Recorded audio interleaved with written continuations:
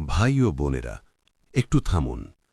আজ আমি আপনাদেরকে এমন একটি ঘটনা শোনাব যা শুনলে আপনার হাতের লোম খাড়া হয়ে যাবে, আপনার বুকের ভেতরে ভয়ের একটি ঢেউ খেলে যাবে, কিন্তু একই সঙ্গে আপনি বুঝতে পারবেন আল্লাহর ক্রোধ কতটা ভয়ঙ্কর হতে পারে।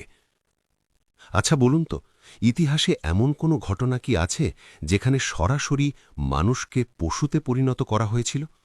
শুধু পশু নয়, সবচেয়ে ঘৃণ্য প্রাণীতে। হ্যাঁ, এই ঘটনা কোরআনে আছে, এই ঘটনা হাদিসে আছে, এবং যে সম্প্রদায়ের ওপর এই আযাব নেমে এসেছিল তারা কিন্তু সাধারণ পাপী মানুষ ছিল না। তারা ছিল একজন নবীর সরাসরি অনুসারী। তারা নিজেদের ঈমানদার বলে দাবি করত, তারা নিজেদের আল্লাহর পথের মানুষ বলে পরিচয় দিত। তবুও আল্লাহ তাআলা তাদের মুখকে বিকৃত করে দিলেন, তাদের চেহারা মানুষের চেহারা থেকে পশুর চেহারায় রূপান্তরিত করে দিলেন। কি এমন অপরাধ করেছিল তারা? কোন সীমা অতিক্রম করলে আল্লাহ এতটা রুষ্ট হন? এবং সবচেয়ে গুরুত্বপূর্ণ প্রশ্ন, আমরা কি নিজেরা সেই একই পথে হাঁটছি না?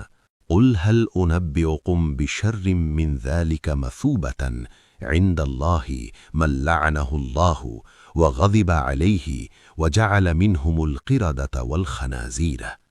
বলুন, আমি কি তোমাদেরকে জানাবো এর চেয়েও নিকৃষ্ট পরিণামের কথা, যাদেরকে আল্লাহ অভিশাপ দিয়েছেন, যাদের উপর তিনি ক্রুদ্ধ হয়েছেন, এবং যাদের মধ্যে থেকে বানর ও শূকর তৈরি করেছেন?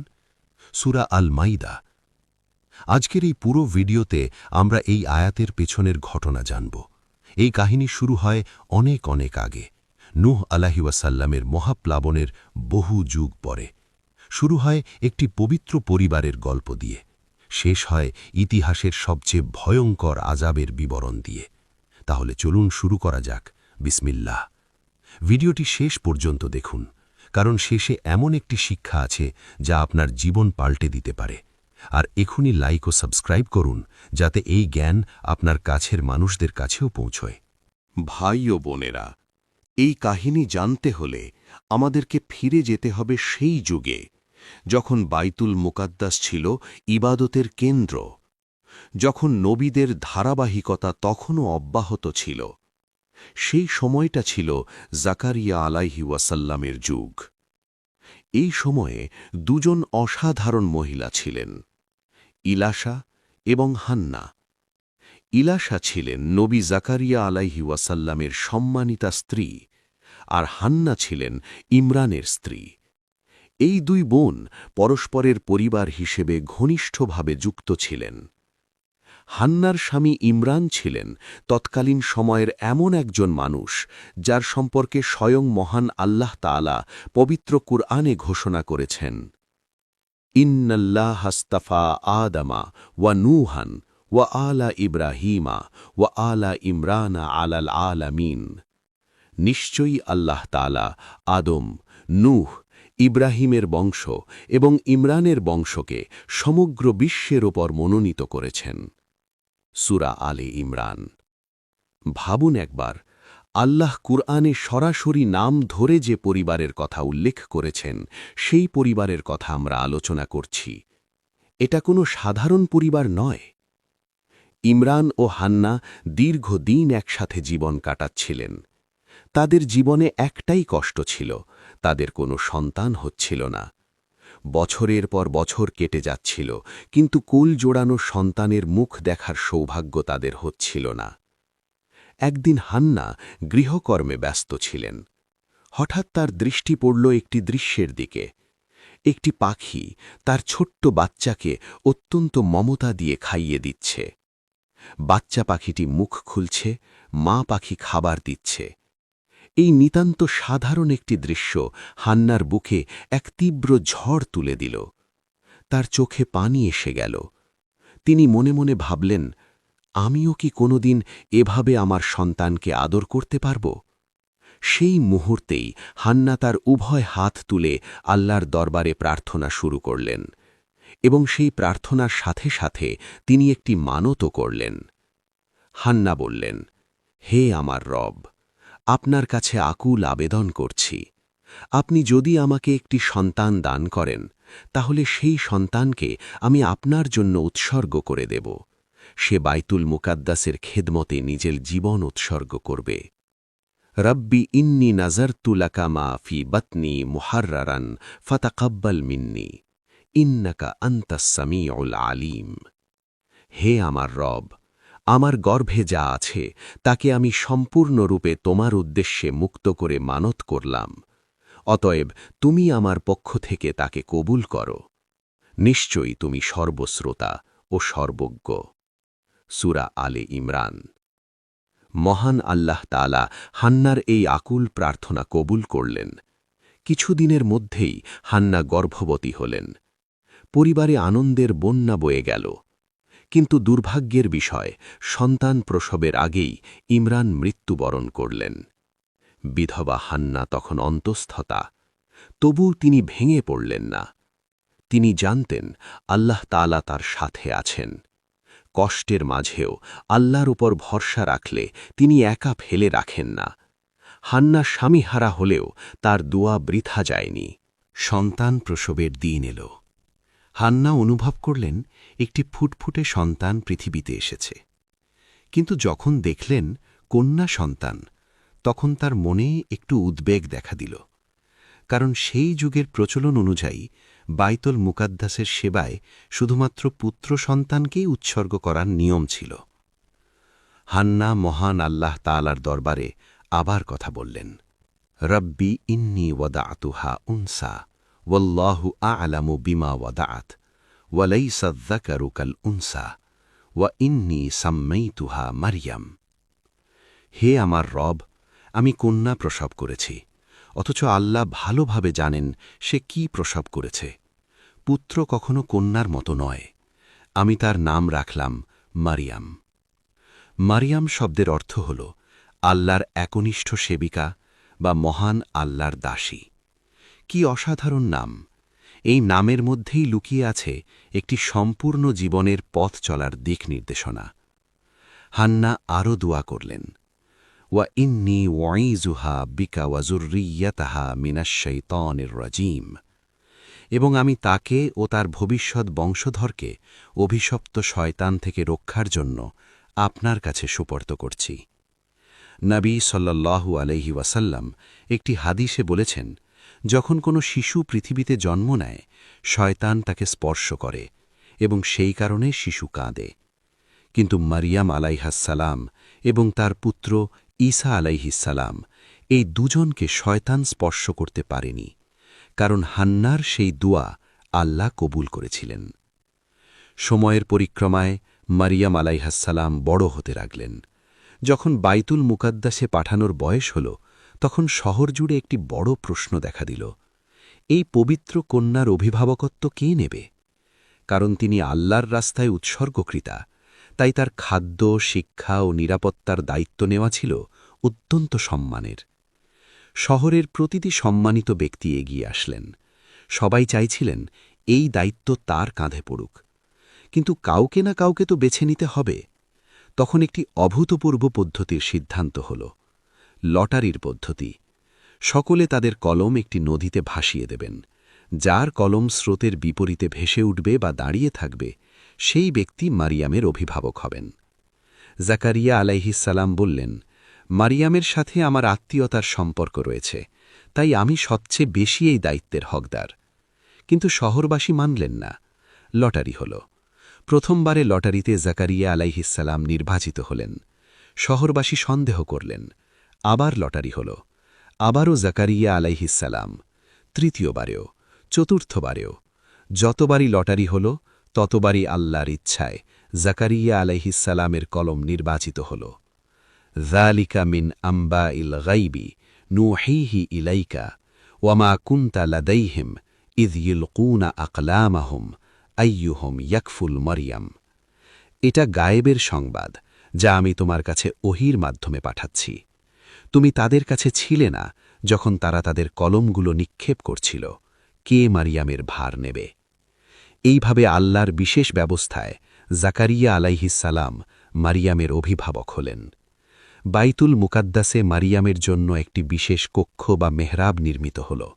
সাধারণ মানুষের নাগালের বাইরে, সম্পূর্ণ নির্জন। আল্লাহর পরিকল্পনায় বাধা দেওয়া যায় না। যতবারই লটারি হোক আল্লাহর মনোনীত ব্যক্তিই জয়ী হবেন। মরিয়ম আলাইহাসালাম সেই মেহরাবের কক্ষে একাকী আল্লাহর ইবাদতে মগ্ন হলেন। তিনি তাওরাত মুখস্থ করলেন, তিলাওয়াত করলেন, নামাজ পড়লেন, জিকির করলেন। তার ইবাদতের খ্যাতি ছড়িয়ে পড়তে লাগল। কেউ কেউ বলতেন, এই কক্ষ থেকে কখনো ইবাদতের শব্দ থামে না। জাকারিয়া আলাইহিওয়াসালাম নিয়মিত খাবার নিয়ে আসতেন। একদিন তিনি প্রবেশ করে অবাক হলেন। মরিয়মের কাছে এমন খাবার যা তিনি নিয়ে আসেননি। তিনি জিজ্ঞেস করলেন, হে মরিয়ম, এই খাবার তোমার কাছে কোথা থেকে এলো? মরিয়ম আলাইহাসালাম, এটা আল্লাহর পক্ষ থেকে এসেছে। নিশ্চয়ই আল্লাহ যাকে ইচ্ছা অসীম রিজিক দান করেন। কুল্লামা দখালা আলাইহাল মেহরাবা ওয়াজাদা ইনদাহা রিজকন কালা ইয়া মারিয়ামু আন্না লাকি হাদা কালাত হুয়া মিন ইনদিল্লাহ ইন্নাল্লাহ ইয়ারযুকু মান ইয়াশাউ বিগাইরি হিসাব। যখনই জাকারিয়া মেহরাবে প্রবেশ করতেন তখনই তার কাছে খাবার পেতেন। তিনি জিজ্ঞেস করতেন, হে মরিয়ম, এগুলো তোমার কাছে কোথা থেকে এলো? সে বলত, এগুলো আল্লাহর পক্ষ থেকে। নিশ্চয়ই আল্লাহ যাকে ইচ্ছা বেহিসাব রিজিক দান করেন। সূরা আলে ইমরান। আরও অবাক করা বিষয়, আল বিদায়া ওয়ান নিহায়া গ্রন্থে ইবনে কাসির রাহিমাহুল্লাহ উল্লেখ করেছেন, জাকারিয়া আলাইহিওয়াসালাম মরিয়মের কাছে গ্রীষ্মকালে শীতকালীন ফল দেখতেন এবং শীতকালে গ্রীষ্মকালীন ফল দেখতেন। এটা ছিল মরিয়মের জন্য আল্লাহর বিশেষ কারামত। এই অলৌকিক দৃশ্য দেখে জাকারিয়া আলাইহিওয়াসালামের হৃদয়েও একটি আশার আলো জ্বলে উঠল। তিনি ভাবলেন, যিনি এই কুমারী মেয়েকে আসমান থেকে খাবার পাঠান, তিনি কি আমাকেও বৃদ্ধ বয়সে সন্তান দিতে পারেন না? সেই মুহূর্তেই তিনি দোয়া করলেন এবং পরে ইয়াহিয়া আলাইহিওয়াসালাম সেই দুয়ার ফসল হিসাবে পৃথিবীতে এলেন। মরিয়মের ইবাদতের বরকতে অন্যজনের দুয়াও কবুল হল। নেক মানুষের সংস্পর্শে থাকলে রহমত ছড়িয়ে পড়ে। একদিন মরিয়ম আলাইহিসসালাম তার মেহরাবে জিকিরে মগ্ন ছিলেন। হঠাৎ তিনি অনুভব করলেন, কেউ একজন আছেন এখানে। তিনি চোখ তুলে তাকালেন, একজন সুন্দর পূর্ণাঙ্গ মানুষ দাঁড়িয়ে আছেন সামনে। মরিয়ম আলাইহিসসালাম ভয় পেয়ে গেলেন। এই নির্জন স্থানে পুরুষ মানুষ! তিনি আতঙ্কিত হয়ে বললেন, আমি তোমার থেকে রহমানের কাছে আশ্রয় চাইছি। তুমি যদি আল্লাহকে ভয় করো তাহলে দূরে সরে যাও। ফতামাসসালা লাহা বাশারান সাওয়িয়া قالت إني أعوذ بالرحمن منك إن كنت تقيا। সে তার সামনে একজন পূর্ণাঙ্গ মানুষের আকারে আবির্ভূত হল। মরিয়ম বলল, আমি তোমার থেকে রহমানের কাছে আশ্রয় চাই যদি তুমি মুত্তাকী হও। সূরা মরিয়ম। তখন জিব্রাইল আলাইহিসসালাম নিজের পরিচয় দিয়ে বললেন, হে মরিয়ম, ভয় পাবেন না, আমি আপনার রবের পক্ষ থেকে দূত। আমি এসেছি আপনাকে একটি পবিত্র পুত্র সন্তানের সুসংবাদ দিতে। মরিয়ম আলাইহিসসালাম চমকে উঠলেন। তার কণ্ঠে তখন বিস্ময় ও পবিত্রতার প্রশ্ন, আমার সন্তান কিভাবে হবে? আমাকে তো কোনো পুরুষ স্পর্শ করেনি, আমি কখনো অসতী ছিলাম না। قالت أنى يكون لي غلام ولم يمسسني بشر ولم أك بغيا। সে বলল, আমার পুত্র কিভাবে হবে, অথচ কোনো মানুষ আমাকে স্পর্শ করেনি এবং আমি ব্যভিচারিণীও ছিলাম না। সূরা মারিয়াম। তখন জিব্রাইল আলাইহিসসালাম বললেন, এটা হবেই, কারণ আপনার রব বলেছেন এটা আমার জন্য সহজ এবং আমি তাকে মানুষের জন্য নিদর্শন ও রাহমাত বানাব। এটা একটি সিদ্ধান্ত যা নির্ধারিত হয়ে গেছে। এরপর আল্লাহর আদেশে জিব্রাইল আলাইহিসসালাম মরিয়ম আলাইহিসসালামের মধ্যে রূহ ফুঁকে দিলেন এবং মরিয়ম আলাইহিসসালাম গর্ভবতী হলেন কোনো পুরুষের স্পর্শ ছাড়াই। ওয়াল্লাতী আহসানাত ফারজাহা ফানাফাখনা ফীহা মির রূহিনা ওয়াজআলনাহু ওয়াবনাহু আয়াতাল লিল আলামিন। অর্থ, এবং সেই মহিলা যে নিজের সতীত্ব রক্ষা করেছিল, আমি তার মধ্যে আমার রূহ ফুঁকে দিলাম এবং তাকে ও তার পুত্রকে সমগ্র বিশ্বের জন্য নিদর্শন বানালাম। সূরা আল আম্বিয়া। পিতা ছাড়া সন্তান? হ্যাঁ, যিনি আদম আলাইহিসসালামকে পিতামাতা ছাড়া সৃষ্টি করেছেন, তার জন্য কোনো কিছুই অসম্ভব নয়। যখন মরিয়ম আলাইহাসসালামের গর্ভাবস্থা প্রকাশিত হতে লাগল, তখন সমাজের মানুষ তাকে অপবাদ দিতে শুরু করল। এই নিদারুণ কষ্ট সহ্য করতে না পেরে তিনি জনবসতি ছেড়ে একটি নির্জন প্রান্তরে চলে গেলেন।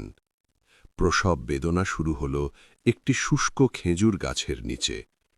একদিকে প্রচণ্ড শারীরিক যন্ত্রণা, অন্যদিকে এই চিন্তা, সন্তান জন্মের পর মানুষ কি বলবে, কেউ কি বিশ্বাস করবে?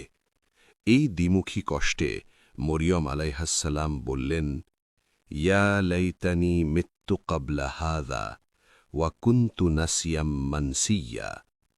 হায়, যদি এর আগেই মারা যেতাম এবং সম্পূর্ণ ভুলে যাওয়া কেউ হয়ে যেতাম। সূরা মরিয়ম। এই মুহূর্তে নিচ থেকে আওয়াজ এলো। মতান্তরে জিব্রাইল আলাইহিসসালাম বা সদ্যজাত শিশু ঈসা আলাইহিসসালাম বললেন, আল্লা তাহজানি কদ জাআলা রব্বুকি তাহতাকি সারিয়া ওয়া হুজ্জি ইলাইকি বিজিযআইন নাখলাতি তুসাকিত আলাইকি রুতবান জানিয়া।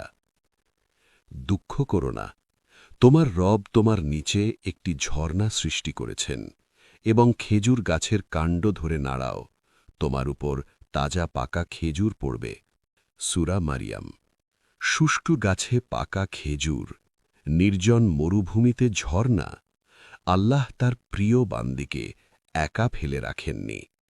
কয়েকদিন পর জিব্রাইল আলাইহিসসালামের নির্দেশে মরিয়ম আলাইহাসসালাম সন্তানকে কোলে নিয়ে লোকালয়ে ফিরলেন। তিনি শুধু ইশারা করলেন শিশুর দিকে, এর কাছেই জিজ্ঞেস করো। মানুষ বলল, দোলনায় শুয়ে থাকা শিশু কথা বলবে? এ কি হয়? তখন ঘটল সেই অবিশ্বাস্য ঘটনা। নবজাতক শিশু মুখ খুলল এবং স্পষ্ট ভাষায় বলল, ক্বালা ইন্নী আবদুল্লাহি আতানিয়াল কিতাবা ওয়া জাআলানি নাবিয়্যা। সে বলল, আমি আল্লাহ বান্দা, তিনি আমাকে কিতাব দিয়েছেন এবং আমাকে নবী বানিয়েছেন। সূরা মারিয়াম। একটি নবজাতক শিশু কথা বলছে। ঈসা আলাইহিসসালামের প্রথম কথাই ছিল আল্লাহ বন্দেগীর ঘোষণা, আমি আল্লাহ বান্দা। ঈসা আলাইহি ওয়াসাল্লাম যুবক বয়সে বাইতুল মোকাদ্দাসে ফিরে এলেন। তিনি তাওহীদের দাওয়াত শুরু করলেন। আল্লাহ তাআলা তাকে এমন সব মুজিজা দিয়েছিলেন যা ইতিহাসে অতুলনীয়। তিনি মাটি দিয়ে পাখির আকৃতি তৈরি করতেন এবং আল্লাহর নামে ফু দিলেই সেটা জীবন্ত পাখি হয়ে উড়ে যেত। জন্মান্ধকে দৃষ্টি ফিরিয়ে দিতেন, কুষ্ঠরোগীকে সুস্থ করতেন এবং সবচেয়ে বড় মুজিজা, মৃত মানুষকে জীবিত করতেন। ওয়া উবরিউল আকমাহা ওয়াল আবরাসা ওয়া উহয়িল মাউতা বিইযনিল্লাহ। আমি জন্মান্ধকে সুস্থ করি, কুষ্ঠরোগীকে সারিয়ে দিই এবং আল্লাহর অনুমতিতে মৃতকে জীবিত করি। সূরা আলে ইমরান। বনি ইসরাইলের কিছু মানুষ বলল, আমাদের সামনে মৃত মানুষ জীবিত করে দেখাও। ঈসা আলাইহি ওয়াসাল্লাম রাজি হলেন। আল বিদায়া ওয়ান নিহায়া গ্রন্থে ইবনে কাসির রাহিমাহুল্লাহ বর্ণনা করেছেন, তারা নূহ আলাইহি ওয়াসাল্লামের পুত্রের কবরের কথা উল্লেখ করেছিল। ঈসা আলাইহি ওয়াসাল্লাম সেই কবরের সামনে গিয়ে ৩ বার ডাকলেন আল্লাহর অনুমতিতে, এবং মৃত ব্যক্তি কবর থেকে উঠে এলো, জীবিত, কথা বলছে। কিন্তু এত মুজিজা দেখার পরেও বনি ইসরাইলের অধিকাংশ মানুষ বলল, এটা জাদু, ঈসা একজন জাদুকর। তারা বিশ্বাস করতে অস্বীকার করল। ওয়ালাম্মা জাআহুম ঈসা বিল বাইয়িনাতি ক্বালা ক্বাদ জি'তুকুম বিল হিকমাতি ওয়ালিউবায়্যিনা লাকুম বা'দাল্লাযী তাখতালিফুনা ফীহি। যখন ঈসা স্পষ্ট প্রমাণ নিয়ে তাদের কাছে এলেন, তিনি বললেন, আমি তোমাদের কাছে জ্ঞান নিয়ে এসেছি এবং যে বিষয়ে তোমরা মতভেদ করছ তার কিছু স্পষ্ট করে দিতে এসেছি। সূরা আজ-জুখরুফ। যারা ঈসা আলাইহি ওয়াসাল্লামের দাওয়াত কবুল করলেন তাদের বলা হতো হাওয়ারি বা সাহায্যকারী। তাদের সংখ্যা ছিল অল্প, বাকি বনি ইসরাইল কুফর ও হিংসার পথেই থেকে গেল। সতর্কতা: মুজিজা দেখেও যারা বিশ্বাস করে না তাদের কাছে কোনো দলিলই যথেষ্ট নয়। সমস্যাটা তথ্যে নয়, অহংকারে। এক পর্যায়ে হাওয়ারিগণ অর্থাৎ ঈসা আলাইহি ওয়াসাল্লামের ঘনিষ্ঠ সাহাবীরা একটি অদ্ভুত দাবি নিয়ে আসলেন। মৃত মানুষ জীবিত হতে দেখেছেন, মাটির পাখি উড়তে দেখেছেন, তবুও তাদের মনে সংশয়। হাওয়ারিগণ: হে মরিয়ামের পুত্র ঈসা, তোমার রব কি আমাদের জন্য আসমান থেকে একটি খাবারে ভরা দস্তরখান নাজিল করতে পারবেন? إذ قال الحواريون يا عيسى ابن مريم هل يستطيع ربك أن ينزل علينا مائدة من السماء যখন হাওয়ারিগণ বলল, হে মারিয়ামের পুত্র ঈসা, তোমার রব কি আমাদের জন্য আসমান থেকে একটি দস্তরখান নাজিল করতে সক্ষম? সূরা আল মায়েদা। এই প্রশ্নে ঈসা আলাইহি ওয়াসাল্লাম প্রচণ্ড কষ্ট পেলেন। আল্লাহর সক্ষমতা নিয়ে প্রশ্ন? এটা ছিল বিশ্বাসের দুর্বলতার প্রকাশ। ঈসা আলাইহি ওয়াসাল্লাম: তোমরা যদি সত্যিই মুমিন হও তাহলে আল্লাহকে ভয় করো। হাওয়ারিগণ তখন তাদের উদ্দেশ্য ব্যাখ্যা করলেন। হাওয়ারিগণ: আমরা সেখান থেকে খেতে চাই, আমাদের মন প্রশান্ত হবে এবং আমরা নিশ্চিত হতে পারব যে তুমি সত্য বলেছ। আমরা এর সাক্ষী থাকতে চাই। ঈসা আলাইহি ওয়াসাল্লাম তাদের চাপের মুখে তাদেরকে প্রথমে ৩০ দিন রোজা রাখতে বললেন। রোজা শেষে হাওয়ারিগণ আবারও সেই দাবিতে অনড় থাকলেন। তখন ঈসা আলাইহি ওয়াসাল্লাম মহান আল্লাহর দরবারে প্রার্থনা করলেন, মোটা বিনয়ী বস্ত্র পরিধান করে কাঁদতে কাঁদতে। আল্লাহুম্মা রাব্বানা আনজিল আলাইনা মাইদাতাম মিনাস সামাই তাকুনু লানা ঈদান লিআউয়ালিনা ওয়া আখিরিনা ওয়া আয়াতাম মিনকা।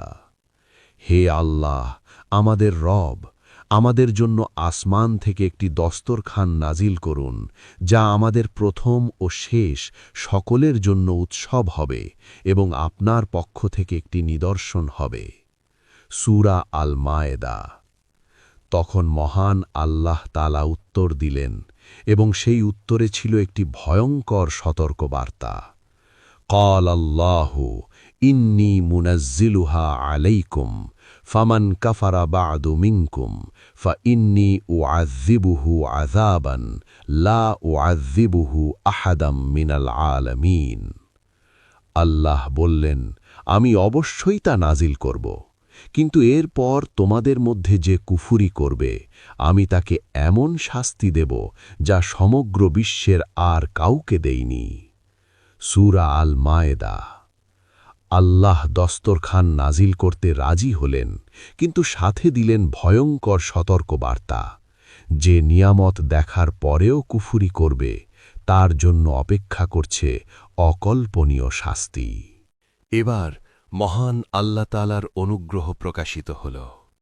আকাশে দুটি মেঘের মাঝখান থেকে ধীরে ধীরে একটি বিশাল দস্তরখান নেমে আসতে লাগল। এটা ছিল এমন বড় যে এক প্রান্ত থেকে অন্য প্রান্ত দেখা যাচ্ছিল না।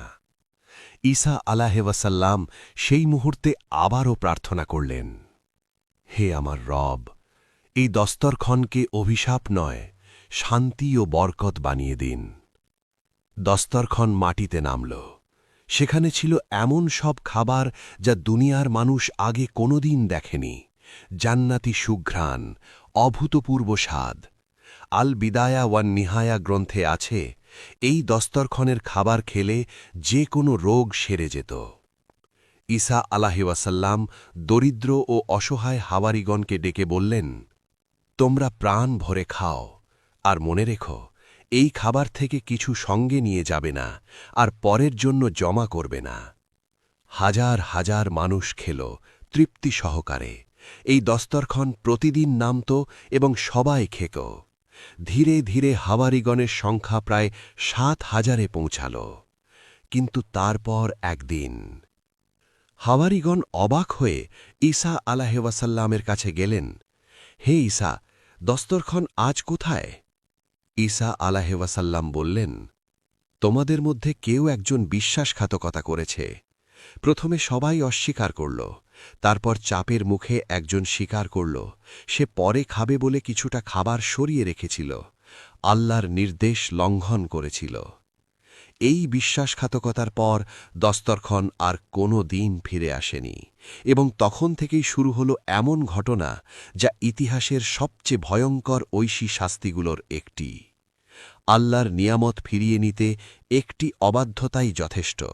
যে নিয়ামত পেয়েছে এবং তারপরও নাফরমানি করেছে, তার জন্য অপেক্ষা করছে ভয়ঙ্কর পরিণাম। ভাই ও বোনেরা, এবার সেই মুহূর্তের কথা বলতে হবে যার জন্য আজকের পুরো ভিডিও। দস্তরখান বন্ধ হওয়ার পর হাওয়ারিগণের মধ্যে যারা মুনাফিক ছিল তারা প্রকাশ্যে বলতে শুরু করল, ঈসা একজন জাদুকর, সে আমাদের বোকা বানিয়েছিল, খাবার বন্ধ করে এখন বুঝিয়ে দিচ্ছে যে সে একটি প্রতারক। এই মানুষগুলো শুধু বিশ্বাস হারায়নি, তারা প্রকাশ্যে ঈসা আলাইহিওয়াসাল্লামের বিরুদ্ধে কুৎসা রটাতে লাগল। আল্লাহ তাআলার দেওয়া সতর্কবার্তা মনে আছে, এরপর যে কুফরি করবে তাকে এমন শাস্তি দেব যা দুনিয়ায় আর কাউকে দেয়নি। সেই সতর্কবার্তা এবার বাস্তব হল। মহান আল্লাহ তাআলা সেই কুফরকারীদের চেহারা বিকৃত করে দিলেন, তাদের মানুষের অবয়ব পরিবর্তিত হয়ে গেল, তারা পরিণত হল শূকরে, সবচেয়ে ঘৃণ্য প্রাণীতে। কুল হাল উনাব্বিউকুম বিশাররিম মিন যালিকা মাসুবাতান ইনদাল্লাহ মান লাআনাহুল্লাহু ওয়া গাদিবা আলাইহি ওয়া জাআলা মিনহুমুল কিরাদাতা ওয়াল খানাজির। বলুন, আমি কি তোমাদেরকে জানাব এর চেয়েও নিকৃষ্ট পরিণামের কথা, যাদেরকে আল্লাহ অভিশাপ দিয়েছেন, যাদের ওপর তিনি ক্রুদ্ধ হয়েছেন এবং যাদের মধ্যে থেকে বানর এবং শূকর তৈরি করেছেন। সূরা আল মাইদা। আল বিদায়া ওয়ান নেহায়া গ্রন্থে ইবনে কাসির রাহিমাহুল্লাহ উল্লেখ করেছেন, এই শূকরগুলো মাত্র ৩ দিন জীবিত ছিল। ৩ দিন পর তারা সকলে একসঙ্গে মৃত্যুবরণ করল এবং তাদের কোনো বংশধর এই পৃথিবীতে আসেনি। কারণ নবী সাল্লাল্লাহু আলাইহি ওয়াসাল্লাম বলেছেন, আল্লাহ যাদের চেহারা বিকৃত করেন তাদের কোনো বংশধর রাখেন না। আব্দুল্লাহ ইবনে ওমর রাদিয়াল্লাহু আনহু বলতেন, কিয়ামতে সবচেয়ে কঠিন শাস্তি পাবে ৩ শ্রেণীর মানুষ: মুনাফিক, দস্তরখানের অবাধ্য হাওয়ারি এবং ফেরাউনের অনুসারীরা। আল্লাহর নিয়ামত দেখার পরেও কুফরি করা, এটা পাপের সর্বোচ্চ স্তর। এর পরিণতি ছিল এই পৃথিবীতেও ভয়ঙ্কর, আখেরাতেও। ভাই ও বোনেরা, এই পুরো কাহিনী থেকে আমাদের জন্যে অনেক শিক্ষা রয়েছে। আসুন একটু থামি এবং নিজেকে প্রশ্ন করি। শিক্ষা ১, নিয়ামত দেখার পরও অকৃতজ্ঞতা সবচেয়ে বড় পাপ। হাওয়ারিগণ সচক্ষে মৃতকে জীবিত দেখেছেন, আসমান থেকে খাবার খেয়েছেন, এর পরেও কুফরি করেছেন। আল্লাহর কত নিয়ামত আমরা পেয়েছি: সুস্বাস্থ্য, পরিবার, ঈমান, কোরআন। এর পরেও কি আমরা আল্লাহর হুকুম মানছি? ওয়া ইন তাউদ্দু নিআমাতাল্লাহি লা তুহসুহা ইন্নাল ইনসানা লাযলুমুন কাফফার। যদি তোমরা আল্লাহর নিয়ামত গণনা করতে চাও তবে শেষ করতে পারবে না। নিশ্চয়ই মানুষ অত্যন্ত জালেম ও অকৃতজ্ঞ। সূরা ইব্রাহিম। শিক্ষা ২, আল্লাহর সতর্কবার্তাকে হালকা ভাবা যাবে না। আল্লাহ তাআলা আগেই বলেছিলেন, এরপর যে কুফরি করবে তাকে অতুলনীয় শাস্তি দেব। তারা সেই সতর্কবার্তাকে গুরুত্ব দেয়নি। আমাদের জীবনেও কোরআনে এরকম অনেক সতর্কবার্তা রয়েছে। সুদ খেওয়া, জিনা করা, মিথ্যা কথা বলা, নামাজ না পড়া, এসবের জন্যে আল্লাহ কঠোর সতর্ক করেছেন। শিক্ষা ৩, পরীক্ষা ছাড়া নিয়ামত টেকে না। আল্লাহ তাআলা সরাসরি দস্তরখান পাঠিয়েছিলেন, কিন্তু সাথে একটি নিয়মও দিয়েছিলেন, সঙ্গে নিয়ে যাবে না। এই সহজ নিয়ম ভাঙতেই সব শেষ। আল্লাহর প্রতিটি নিয়ামতের সাথে একটি দায়িত্বও আসে। লা ইন শাকারতুম লা আযীদান্নাকুম ওয়া লা ইন কাফারতুম ইন্না আযাবি লাশাদীদ। যদি তোমরা কৃতজ্ঞ হও অবশ্যই আমি তোমাদের আরও বেশি দেব, আর যদি অকৃতজ্ঞ হও নিশ্চয়ই আমার শাস্তি অত্যন্ত কঠোর। সূরা ইব্রাহিম। শিক্ষা ৪। নেককার মানুষের সাথে বিশ্বাসঘাতকতা করা মহাপাপ। এই সম্প্রদায় শুধু আল্লাহর নিয়ামতকে অস্বীকার করেনি, তারা একজন নবীর বিরুদ্ধেও কুৎসা রটিয়েছিল। মারিয়াম আলাইহাসসালামের পবিত্রতা নিয়ে প্রশ্ন তুলেছিল। এই ধরনের জুলুম আল্লাহ সহ্য করেন না। আজ নিজেকে জিজ্ঞেস করুন, আমি কি আল্লাহর নিয়ামতের শুকরিয়া আদায় করছি, নামাজ পড়ছি, কুরআন তেলাওয়াত করছি, হালাল উপার্জন করছি? যদি না, তাহলে আজই ফিরে আসুন। মহান আল্লাহ তাআলার দরবারে দোয়া করি, তিনি যেন আমাদের সেই ভাগ্যবান বান্দাদের দলে রাখেন যারা নিয়ামত পেয়ে কৃতজ্ঞ হয়, যারা আল্লাহর সতর্কবার্তাকে ভয় করে, যারা আখিরাতের জন্যে প্রস্তুতি নেয়। রব্বানা লা তুজিগ কুলুবানা বা'দা ইয হাদাইতানা ওয়া হাব লানা মিন লাদুনকা রাহমাতান ইন্নাকা আনতাল ওয়াহ্হাব। হে আমাদের রব, আপনি হেদায়েত দেওয়ার পর আমাদের হৃদয়কে বাঁকা করবেন না। আপনার কাছ থেকে আমাদের রহমত দান করুন, নিশ্চয়ই আপনি মহাদাতা। সূরা আলে ইমরান। প্রিয় দর্শক ভাই ও বোনেরা, আল্লাহর কাছে দোয়া করি তিনি আমাদের সকলকে সত্যিকারের ঈমানদার হিসেবে কবুল করুন। আজকের এই কাহিনী থেকে আমরা শিখলাম আল্লাহর নিয়ামত পেয়ে অকৃতজ্ঞ হওয়া, নবীর সাথে বিশ্বাসঘাতকতা করা এবং আল্লাহর সতর্কবার্তাকে অবজ্ঞা করা, এই তিনটি একসাথে মিলে কি ভয়ঙ্কর পরিণতি ডেকে আনতে পারে। আল্লাহ আমাদের সকলকে এই পরিণতি থেকে রক্ষা করুন। আমিন। ভিডিওটি ভালো লাগলে অবশ্যই লাইক করুন ও চ্যানেলটি সাবস্ক্রাইব করুন। পরিচিতজনদের সাথে শেয়ার করুন, এটাও একটি সাদাকায়ে জারিয়া। কমেন্টে জানান এই কাহিনী থেকে আপনি কোন শিক্ষাটি সবচেয়ে বেশি পেয়েছেন। ওয়াসসালামু আলাইকুম ওয়া রাহমাতুল্লাহি ওয়া বারাকাতুহু। আসসালামু আলাইকুম ওয়া রাহমাতুল্লাহি ওয়া বারাকাতুহু।